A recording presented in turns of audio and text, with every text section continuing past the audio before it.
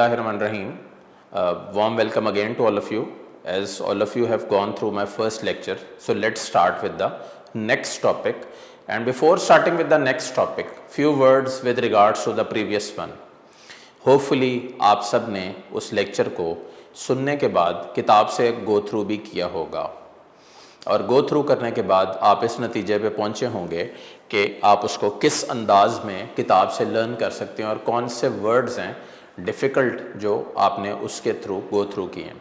देखें ज़रा इसकी लर्निंग वाइज देखें कि आपने इसको कैसे लेके चलना है और कैसे इसको बनाना है। एक बड़ी स्टैंडर्ड की है जो हम यहाँ पे यूनिक में करवाते हैं। फर्स्ट इसके ना चंद पॉइंट्स हैं, हम एक एक करके पॉइंट डिस्कस करेंगे with regards to the lectures. जैसे जैसे आप आगे बढ़ेंगे डायग्राम्स और उससे रिलेटेड चीज़ें एडअप होती जाएंगी, वैसे वैसे हम पॉइंट्स को डिस्कस करते जाएंगे। जैसे पहला पॉइंट है to remember the topic first time.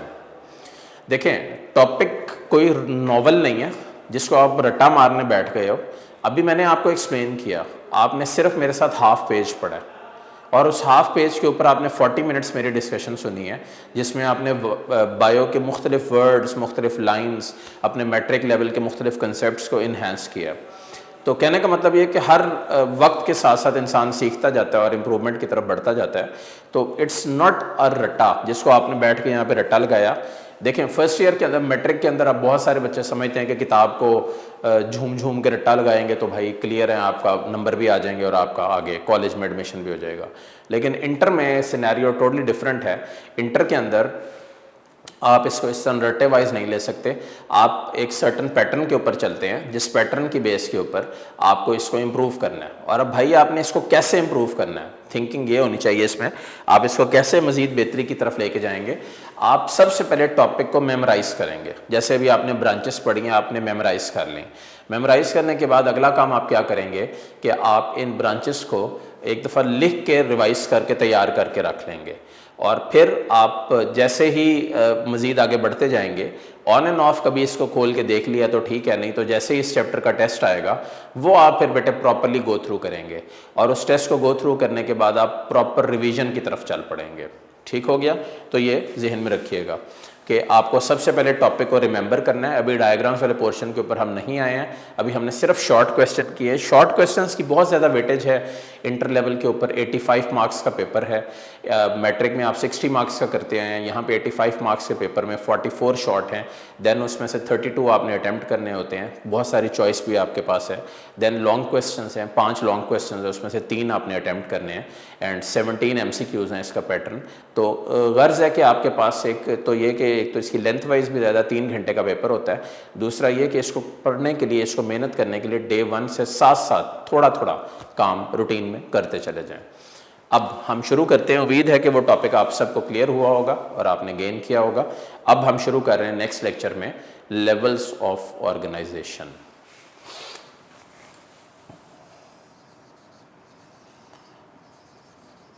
अब ये वर्ड ज़हन में आता है और यही वर्ड आपकी मैट्रिक की किताब में भी लिखा हुआ था। तो सबसे पहले ये बताएं कि लेवल्स ऑफ ऑर्गेनाइजेशन से मुराद क्या है। ये वो लेवल्स हैं जो लिविंग ऑर्गेनिज्म की बॉडी को बना रहे हैं। अच्छा, what does that mean, living organism की बॉडी को बना रहे हैं? देखें जब आप लेवल्स ऑफ ऑर्गेनाइजेशन को एक सीक्वेंस में शुरू करते हैं तो हम इसको शुरू करेंगे माइक्रो लेवल से और जाएंगे मैक्रो लेवल तक। सो अगर आप इसको सिंपल अंडरस्टैंडिंग के लिए समझें कि लेवल्स ऑफ ऑर्गेनाइजेशन क्या हैं, तो बेसिकली ये वो आप समझ लें एक सीक्वेंस ऑफ इवेंट्स है जो एक लिविंग ऑर्गेनिज्म को आहिस्ता आहिस्ता इम्प्रूव करती चली जाती है। इसको बोलते हैं आप लेवल्स ऑफ ऑर्गेनाइजेशन। सबसे पहला लेवल जो लेवल ऑफ ऑर्गेनाइजेशन में आपने पढ़ना है और जानना है उसको आप बोलेंगे, देखें आपकी किताब में शुरू हुआ है एटॉमिक से, मैं आपको एक सीक्वेंस में बता रहा हूँ, आप उस सीक्वेंस को फॉलो कीजिएगा और इसमें से शॉर्ट और MCQs को करते हुए आगे बढ़िएगा। अभी एज सच को लॉन्ग क्वेश्चन नहीं आया इसमें से, जो बोर्ड पॉइंट ऑफ व्यू में पीछे आया हुआ है, तो अभी हम इसको शॉर्ट वाइज टेकअप करते हैं। सबसे पहला लेवल है जी सब एटॉमिक लेवल। ये क्या होता है? सब एटॉमिक पार्टिकल्स क्या होते हैं, फिजिक्स में आप पढ़ते आए हैं, वो पार्टिकल्स जो एटम से भी छोटे होते हैं उनको बोलते हैं सब एटॉमिक पार्टिकल्स। सब एटॉमिक पार्टिकल्स में आपके पास वर्ड्स आप सब जानते हैं, electron, proton, all of you know it, neutron, neutrino वगैरह वगैरह, ये सब एटॉमिक पार्टिकल्स हैं। जब आपकी बॉडी में बहुत सारे सब एटॉमिक पार्टिकल्स मिल जाते हैं तो दे मेक एटम्स या एटॉमिक लेवल बन जाएगा ये। व्हाट इज एटम बेटे? Smallest particle of an element is known as atom. Atoms होंगे तो तभी लिविंग ऑर्गेनिज्म की ऑर्गेनाइजेशन आगे को बढ़ेगी। अच्छा, जब सिमिलर एटम्स मिलते हैं तो दे मेक अप एलिमेंट्स। ठीक हो गया। एलिमेंट्स के अंदर कुछ डिटेल्स हैं और यहाँ से आप एमसीक्यूज यहाँ पे इस टॉपिक के शुरू करते हैं। एलिमेंट्स आपके पास हैं 92 जो नेचुरली अकरिंग है। इनमें से 16 वो एलिमेंट्स हैं जिनको आप बोलते हैं बायो एलिमेंट्स। अच्छा, अब ये बायो एलिमेंट्स की बेटे डेफिनेशन बहुत कॉमनली पूछी जाती है।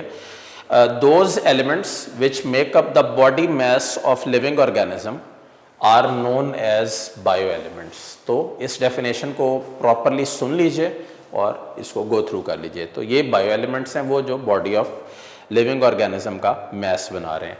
अब इन 16 में से 2 क्लासेस में इसको मजीद क्लासीफाई कर लें सो दैट समझ इंप्रूव हो आपकी। एक बना लें मैक्रो एलिमेंट्स और दूसरा बना लें माइक्रो एलिमेंट्स।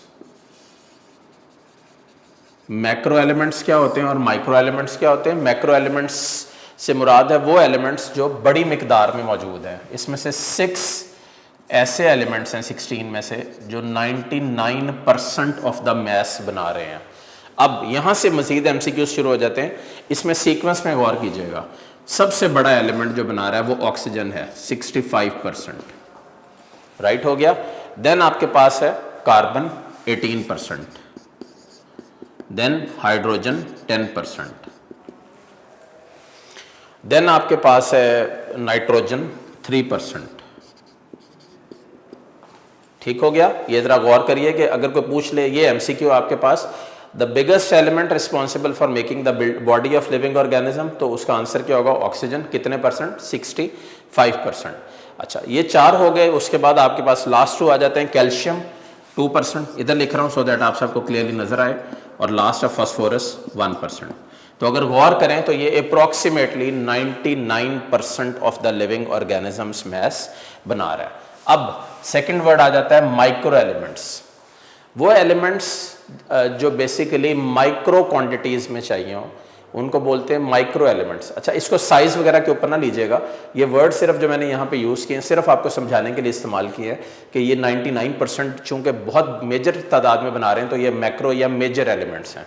और फिर माइनर एलिमेंट्स कौन से हैं जो यहाँ पे अप्रॉक्सीमेटली 1% ऑफ द मैस बना रहे हैं। एक चार्ट बना हुआ है, एक हिस्टोग्राम बना हुआ है पेज 3 के ऊपर किताब के अंदर, उसको ज़रूर गो थ्रू करिएगा। येलो में दिया हुआ है, इसके अंदर मुख्तलिफ रेशोज दिए हुए हैं। जैसे पोटेशियम का रेशो दिया हुआ है 0.35%, देन सल्फर का दिया हुआ है 0.25%। देखें एक सिमेट्री में आपको चीज़ें नज़र आ रही हैं। देन क्लोरीन का दिया हुआ है 0.15%। 3 हो गए। देख रहे हैं सारे बच्चे, फॉलो करें इसको मेरा बेटा। देन आपके पास नेक्स्ट हो गया सोडियम 0.15%। ठीक हो गया, 0.15%। देन आपके पास आ गया जी मैग्नीशियम 0.05%। तो ये जरा ट्रेंड देखिएगा, ये ट्रेंड डिक्रीज हो रहा है। शुरू 0.35 से हुआ था, देन फिर वो डिक्रीज होते होते मैग्नीशियम 0.05 के ऊपर आ गया। देन आपके पास है आयरन 0.04 एंड फाइनली हम पहुंच जाते हैं ट्रेसेस के ऊपर, जिसमें जिंक है, जिसमें मॉलिब्डेनम है और आयोडीन है। ये सब ट्रेस एलिमेंट्स के नाम से जाना जाता है। अच्छा, ये आपके पास हो गया जी with regards to the elements. ठीक हो गया बेटे। एलिमेंट्स के बाद the next level which will be studying over here is the molecular level. अच्छा, what are molecules and what is the molecular level? The next point, या इसी को आगे बढ़ा लेते हैं, इसी को जो हम फ्लो चार्ट बना रहे हैं, मॉलिक्यूलर लेवल। देखिए मॉलिक्यूलर लेवल क्या होता है? जब एक जैसे एलिमेंट्स मिल जाते हैं तो वो क्या करते हैं? मॉलिक्यूल बना देते हैं। जैसे O2 एक मॉलिक्यूल है और सिंपल O ले लें तो वो एक एटम है। तो जैसे ये मॉलिक्यूल्स हैं, तो इन मॉलिक्यूल्स को बोलते हैं आप basically the building blocks of the body, you can say of any living organism. Molecular level के अंदर भी वर्ड अगेन यूज होगा बायोमॉलिक्यूल्स। अब ये क्या होते हैं भाई, बायोमॉलिक्यूल्स क्या होते हैं? Those molecules which make up the body mass of living organism are known as biomolecules. अच्छा, बायोमॉलिक्यूल्स के अंदर तीन वर्ड हैं, कार्ब्स, लिपिड्स, प्रोटीन्स। ये तीनों वो मॉलिक्यूल्स हैं या वो बेसिकली मेजर आप समझ लें या मैक्रो मॉलिक्यूल्स हैं जिनका बेसिकली मेजॉरिटी इस्तेमाल है आपकी बॉडी के अंदर। अच्छा, अब इसके बाद हम इसको क्लासिफाई करते हैं मॉलिक्यूल्स को दो क्लासेस के अंदर। एक है जी मैक्रो मॉलिक्यूल और दूसरा है माइक्रो मॉलिक्यूल। मैक्रो मॉलिक्यूल क्या होगा? Those molecules with large molecular weight are called macro molecules. इसमें कौन से आ जाएंगे? कार्बोहाइड्रेट, प्रोटीन या लिपिड। ठीक हो गया, ये आपके पास है मैक्रो मॉलिक्यूल। अब आप आ जाओ सेकंड के ऊपर, those with smaller molecular weight, CO2, oxygen, water, ये सब बेटे क्या है? Micro molecules. अच्छा, ये तो आपके पास एक क्लासिफिकेशन हो गई विद रिगार्ड्स टू दिस। इसके अलावा यहाँ पे किताब में मॉलिक्यूल्स को दो बेटे और कैटेगरीज के अंदर भी किया गया है, organic molecule and inorganic molecule. अच्छा, अब ये क्या होता है जी? ऑर्गेनिक मॉलिक्यूल क्या होता है और इनऑर्गेनिक मॉलिक्यूल क्या होता है? ऑर्गेनिक मॉलिक्यूल्स वो होते हैं जो ऑर्गेनिज्म के अंदर बेसिकली मेन ऑर्गेनिज्म या मैस बनाते हैं। और ऑर्गेनिक मॉलिक्यूल्स के अंदर दो वर्ड्स बहुत इंपॉर्टेंट हैं, CH, कार्बन हाइड्रोजन, इनकी बुनियाद बनता है ऑर्गेनिक मॉलिक्यूल्स की। और वो जो अदर देन कार्बन हाइड्रोजन होते हैं, जैसे ऑक्सीजन आप लगा लीजिए, मुख्तलिफ जो है माइक्रो एलिमेंट्स के मॉलिक्यूल्स लगा लीजिए, ये सब आपके पास होंगे इनऑर्गेनिक मॉलिक्यूल्स। तो this is the molecular level जिसके अंदर बायोमॉलिक्यूल्स आ जाते हैं, those which make up the body mass of living organism. इसमें तीन मेन है, कार्बोहाइड्रेट, लिपिड, प्रोटीन, ये जेन में रखिएगा। देन मैक्रो माइक्रो की एक क्लासिफिकेशन शॉर्ट में पूछी जाती है, उसके अंदर आपने मॉलिक्यूलर मैसेज के हिसाब से इसको क्लासीफाई करना है। और इसके अंदर आप इवन कार्बोहाइड्रेट्स के अगर ब्रांच में जाते हैं तो या क्लासिफिकेशन में जाते हैं तो स्टार्च की एग्जाम्पल दे सकते हैं।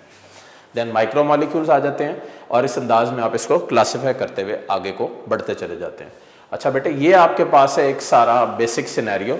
The next level which we will be starting when once you go through all these levels is the organelle level. So एक दफ़ा इस सारे को रिवाइंड करें और एक दफ़ा गो थ्रू करें इसको। सो बेटे, हम मॉलिक्यूलर लेवल के बाद आगे को प्रोसीड करते हुए पहुंचते हैं ऑर्गेनेल लेवल के ऊपर। अच्छा, ऑर्गेनेल लेवल क्या है? What is an organelle?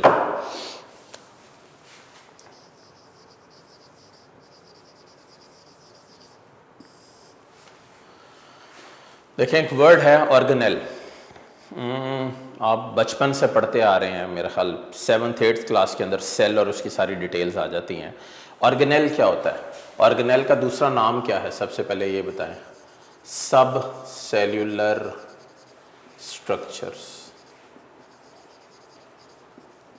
सब सेलुलर स्ट्रक्चर्स को ऑर्गेनेल्स बोलते हैं।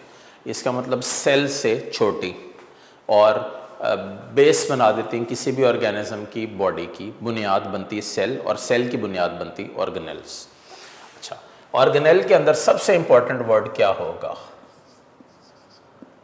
Division of labour. What is division of labour? ये बेटे रिप्रेजेंट कर रहा है काम की तकसीम को। जैसे मुख्तलिफ ऑर्गेनेल्स मुख्तलिफ काम करने के लिए ज़िम्मेदार भी हैं और मौजूद भी हैं, इसको बोलते हैं डिवीज़न ऑफ लेबर। अच्छा, अब इसमें आपके पास कौन कौन सी ऑर्गेनेल्स हैं मेन आपको बता रहा हूँ, ज़रा आप थोड़ा सा इसके ऊपर गौर करें और समझें। देखें, कॉमन माइटोकॉन्ड्रिया जानते हैं आप सब। क्या बोलते हैं जी माइटोकॉन्ड्रिया को? Power house of the cell. ठीक, पावर हाउस। क्यों पावर हाउस? क्योंकि एटीपी प्रोडक्शन के अंदर इन्वॉल्व है, फोटोसिंथेसिस या रेस्पिरेशन के प्रोसेस के अंदर बेसिकली इस्तेमाल होता है, फोटोसिंथेसिस में नहीं, रेस्पिरेशन के अंदर। तो ये माइटोकॉन्ड्रिया। देन आपके पास है गोल्जी कम्प्लेक्स। एग्जाम्पल के तौर पे, they are also known as post office of the cell. Why are they known as post office as such? क्यों कहते हैं इनको पोस्ट ऑफिस? क्योंकि ये सिक्रीशंस बनाने के और उनके बाद उसमें अमल करने के लिए इस्तेमाल होते हैं। तो ये आपके पास गोल्जी कम्प्लेक्स आ गया। नेक्स्ट आपके पास है थर्ड वर्ड, इसमें क्या होगा? न्यूक्लियस। क्या कहते हैं इसको? Known as brain of the cell. तमाम फंक्शंस को कंट्रोल करने वाला न्यूक्लियस है। इसके अलावा फोटोसिंथेसिस के लिए मेन आपके पास है प्लास्टिड्स। क्या होते हैं ये? फूड फैक्ट्री के नाम से जाने जाते हैं, ठीक है। देन आपके पास कॉमन ऑर्गेनेल लाइसोसोम। लाइसोसोम क्या है जी? Soldiers of the cell. तो सेल के सोल्जर्स के तौर पे एक्ट करते हैं और मौजूद होते हैं। ज़रा गौर करिए, ये आपके पास मुख्तलिफ ऑर्गेनेल्स के नाम और उनके जो वर्किंग है उसको भी एक वर्ड में मैंने डिस्क्राइब किया है। ये आपको ये समझा रहे हैं कि यहाँ पे सब के ऊपर क्या है? डिवीजन ऑफ लेबर, काम की तकसीम। इसका मतलब ये organelles are subcellular structures responsible for making the cells. अच्छा, अब हम बढ़ते हैं ऑर्गेनेल लेवल से निकलकर सेल लेवल की तरफ। अब बेटे सेल क्या होता है? मैं थोड़ी देर पहले भी इसके ऊपर बात हुई है। सेल इज, जैसे आप बचपन से पढ़ते हैं, मैं किसी से पूछूं सेल की डेफिनेशन तो वो कहेगा structure and function unit of life. हकीकत में ये डेफिनेशन नहीं है। क्यों डेफिनेशन क्यों नहीं है? क्योंकि ये तो आप उसका फंक्शन बता रहे हो ना, ये तो आप उसका रोल बता रहे हो। सेल है क्या? Cell is a confined boundary in which organelles are present. इस तरह आप इसको टेकअप करोगे। सो एक बाउंड्री है जिसके अंदर ऑर्गेनेल्स मौजूद है, इसको आप बोलते हैं सेल या सेल लेवल। अच्छा, अब सेल को क्लासिफाई करें तो वो दो कैटेगरीज में होगा। One of it is prokaryote, the other is eukaryote. अच्छा देखें, दोनों वर्ड्स को साथ साथ क्लियर करें। प्रो मीन्स, बचपन से पढ़ते आ रहे हैं मेरे बच्चे, प्रो मीन्स बिफोर, और कैरियोट वर्ड निकला कैरी ऑन से, इसका मतलब होता है न्यूक्लियस। तो ये वो सेल्स हैं जिनमें प्रॉपर न्यूक्लियस मौजूद नहीं होता। क्या इनमें सिर्फ न्यूक्लियस ही नहीं होता या कुछ और भी नहीं होता? इसके लिए एक वर्ड को और आज से अपने कंसेप्ट्स के अंदर बिल्डअप कर लें। शॉर्ट फॉर्म है MBO। MBO, membrane bound organelles भी इसमें नहीं होती। ठीक हो गया? ये आपने सबने क्लियर कर लेना है। सेकेंड है बेटे आपके पास यूकैरियोट्स। अब what are eukaryotes? Eu means true, तो वो जिनके पास एक प्रॉपर ट्रू न्यूक्लियस मौजूद है, और इसके अलावा MBO भी मौजूद है। यहाँ पे MBO मौजूद नहीं है, यहाँ पे मौजूद है। तो इसका मतलब ये जिनके पास प्रॉपर न्यूक्लियस भी और मेम्ब्रेन बाउंड ऑर्गेनेल्स भी हैं वो यूकैरियोट्स हैं, ट्रू कैरियोट्स हैं। और वो जो जिनके पास नहीं है वो प्रोकैरियोट्स हैं। अब एग्जांपल्स के ऊपर आ जाएं। प्रोकैरियोट्स की एग्जांपल क्या देंगे? प्रोकैरियोटिक सेल की एग्जांपल आप देंगे बैक्टीरिया का सेल या साइनोबैक्टीरिया का, बस ये दो ही होते हैं प्रोकैरियोट्स में। और यूकैरियोट्स के अंदर बेतहाशा एग्जांपल्स हैं। आप ह्यूमन बींग्स की एग्जांपल दे सकते हैं, प्लांट्स की दे सकते हैं, किसी भी और ग्रुप की भी एग्जांपल इसके साथ यहाँ पे पेस्ट अप कर सकते हैं। तो ये आपके पास हो गया सेल लेवल। अच्छा, जब बहुत सारे सेल्स मिल जाते हैं, देखें सेल को अगर क्लासिफाई करें तो ऑर्गेनिजम्स के बेस के ऊपर, तो ऑर्गेनिजम्स होते हैं दो तरह के। एक को बोलते हैं यूनिसेलुलर ऑर्गेनिज्म और दूसरे को बोलते हैं मल्टीसेलुलर ऑर्गेनिज्म। देखें यूनिसेलुलर ऑर्गेनिज्म का लेवल ऑफ ऑर्गेनाइजेशन यहाँ पे आगे खत्म हो जाएगा। क्यों खत्म हो जाएगा? क्योंकि उसके पास सेल ही एक है, तो वो आगे टिश्यूज में कन्वर्ट नहीं होगा। लेकिन अगर आप यही बात मल्टीसेलुलर ऑर्गेनिजम्स के ऊपर लें तो फिर डेफिनेटली जब बहुत सारे सेल्स मिल जाते हैं मल्टीसेलुलर ऑर्गेनिज्म में, तो दे विल मेकअप क्या? They will make up tissue. तो what is tissue? Group of similar cells performing a similar function is referred to as tissue. देखें ये जो टिश्यूज हैं, टिश्यूज दो तरह के हैं। या तो टिश्यूज हैं प्लांट टिश्यू या वो हैं एनिमल टिश्यू। ठीक हो गया?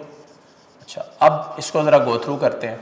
देखें प्लांट टिश्यू, वो टिश्यूज जो प्लांट की बॉडीज को बना रहे हैं उनको बोलते हैं प्लांट टिश्यूज। प्लांट्स भी दो तरह के हैं, कौन से? सिंपल प्लांट्स और कम्प्लेक्स और highly developed plants. Example simply दे देता हूँ। सिंपल प्लांट्स को बोलते हैं ब्रायोफाइट्स, कॉमन एग्जांपल है उनकी, और यानी कि एक ग्रुप है जिसके अंदर वो कंसिडर होते हैं। और जो कम्प्लेक्स प्लांट्स हैं जो हाईली डेवलप्ड हैं बेसिकली, उनके एग्जांपल आप एंजियोस्पर्म्स ले लें, जिनको फ्लावरिंग प्लांट्स भी बोला जाता है। इसके अलावा जो आपके पास सेकंड वर्ड है with regards to the animal and the animal tissues associated with it, तो हम उसको भी एक एक करके टेकअप करते हैं। पहले प्लांट्स को जो है वो क्लियर अप कर लें। टोटल प्लांट्स में कितने टिश्यूज होते हैं? सोचने की बात है ना, प्लांट में कितने टाइप ऑफ टिश्यूज मौजूद हैं? द आंसर इज प्लांट्स में बेटे 4 टाइप ऑफ टिश्यूज मौजूद हैं, 4 टाइप्स। एक एक करके जहन में लाएं, क्या होगा? 1 एपिडर्मल टिश्यू, सुना हुआ सबने, जो आउटर कवरिंग बनाता है। Second conducting tissue, conducting tissue कौन सा होगा? जाइलम या फ्लोएम, ठीक। थर्ड सपोर्ट टिश्यूज, अब ये कौन से होंगे सपोर्ट टिश्यूज? सपोर्ट टिश्यू से मुराद है हमारे पास स्क्लेरन काइमा टिश्यू, कॉलन काइमा टिश्यू, ये वर्ड्स इसके साथ आ जाते हैं। ये आपकी सिर्फ थिंकिंग को इन्हेंस कर रहा हूँ और कंसेप्ट्स बिल्डअप कर रहा हूँ इनिशियल आपको इसमें एक बेसिकली एज देने के लिए बाकी बच्चों से जो इन क्लासेस को ज्वाइन अभी तक जिन्होंने नहीं किया। द फोर्थ वर्ड जो यहाँ पे यूज़ होगा वो कौन सा होगा? Storage tissue. अब स्टोरेज टिश्यू में कौन सा आ जाता है जी? मेन पैरेन्काइमा टिश्यू, नाम सुना होगा आप लोगों ने। तो ये सारे आपके पास विद रिगार्ड्स टू हो गए प्लांट टिश्यू। अगर यही हम इस वक्त टेकअप करें with regards to animal tissue, तो सोच में आता है इंसान के एनिमल टिश्यूज कौन कौन से हैं और कितनी कैटेगरीज के अंदर क्लासिफाइड है। तो देखें, सिमेट्री पे गौर करें, और यही बायोलॉजी है, यही इसकी खूबसूरती है कि इंसान हो या प्लांट हो सबको क्लियरली एक्सप्लेन करती है अगर आपने अच्छा पढ़ा हुआ है तो। एनिमल टिश्यूज 4 टाइप्स के होते हैं, 4 तरह के। कौन से? सबसे पहले एपिथेलियल, नाम सुना है सब बच्चों ने?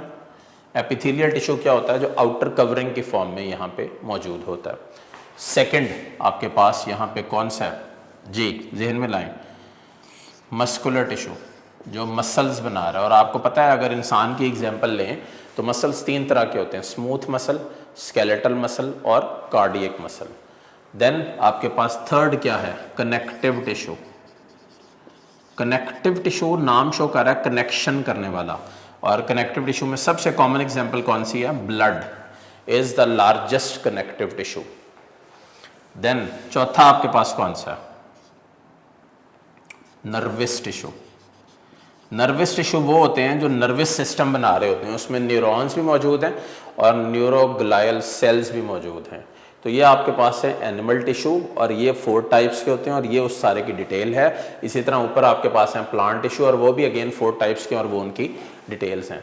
सारे को एक दफ़ा गो थ्रू कीजिए, फिर इसको मज़ीद थोड़ा सा आगे बढ़ाएंगे इस लेक्चर में, और फिर नेक्स्ट लेक्चर में टेकअप करेंगे। तो बेटे the next level with regards to the level of organization, जो टिश्यू लेवल के बाद आ जाता है, वो कौन सा है?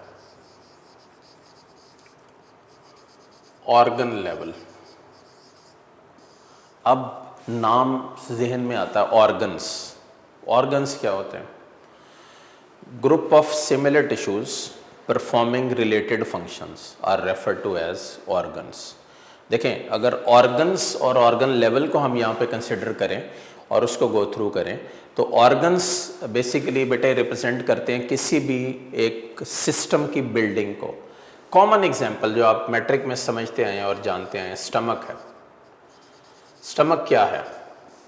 स्टमक स्टोरेज बैग है जो डिसकॉन्टिन्यूस फीडिंग को पॉसिबल करता है, टेम्परेरली फूड को स्टोर करता है और फिर उसको आगे पास ऑन कर देता है। ये जो ऑर्गन लेवल है जिसमें आप स्टमक की एग्जांपल देख रहे हैं, तो स्टमक में ये देखने की ज़रूरत है यहाँ पे टिश्यूज़ कौन से हैं जो यहाँ पे मौजूद हैं।